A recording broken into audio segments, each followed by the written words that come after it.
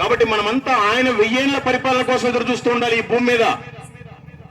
అది అయిపోయిన తర్వాత ఈ భూమిని చాపను చుట్టినట్టుగా చుట్టి అగ్ని గంధకాల్లో వేసి బూడిదను చేసి ఆ తర్వాత సంఘాన్ని తీసుకుని ఆయన పరలోకం వెళ్తాడు. ఈ 1000 సంవత్సరాల పరిపాలన అయిపోయిన తర్వాత ఈ భూమి మీద ఉండే మనుషులందరినీ ఆయన పరలోకం తీసుకుని వెళ్తాడు. నీకు ఓటు వేయాలంటే ఓటర్ ఐడి కార్డు కావాలి. ఇక్కడ నీకు బ్యాంకులో డబ్బులు తీసుకోవాలంటే ఏటీఎం కార్డు కావాలి. వేరే దేశాలకు వెళ్ళాలంటే పాస్పోర్ట్ కావాలి. నువ్వు పరలోకంలోకి వెళ్ళాలి అంటే జీవ గ్రంథంలో నీ పేరు ఉండాలి.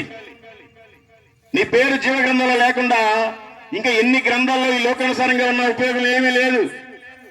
ప్రభు నిన్ను ఈ భూమి మీద నుంచి అక్కడికి ఎందుకంటే తీసుకెళ్లేదు పరలోకంలోకి తీసుకెళ్ళడానికి కాదు.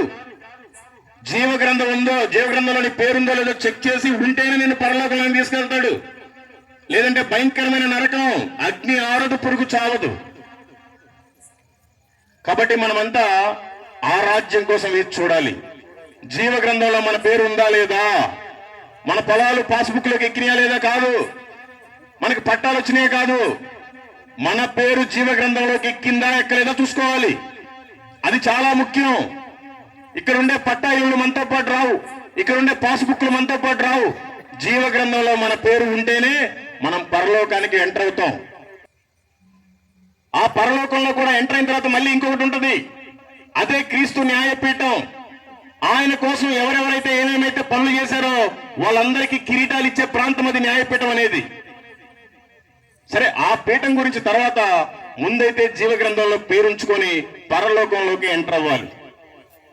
మనమంతా ఏదో నామకార్థంగా బ్రతికితే ఉపయోగం ఏమీ లేదు. దేవుడి కోసం సాక్షిగా మనం బ్రతకాలి, లేకపోతే చాలా కష్టం. ఇంకా చెప్పడానికి చాలా ఉంది. పాపం మీరు కూడా గంట దాటిపోయింది, ఇంక బోరు కొడతా ఉంటది. దేవుడి చిత్తం అయితే ఇంకొకసారి ఎప్పుడన్నా వచ్చి చెప్తాం. కాబట్టి దేవుడు చెప్పిందంటే మీరు తెలుసుకోండి. నేను ఒక హిందువుని, నేను ఒక ఎందుకు పనికిరాను, నాకు సిగ్గు లేదండి. మీరు ఏమనుకున్నా నాకేం అనవసరం. దేవుడు చెప్పమన్నాడు, ఈ మాటలు మీకు చెప్తున్నాను.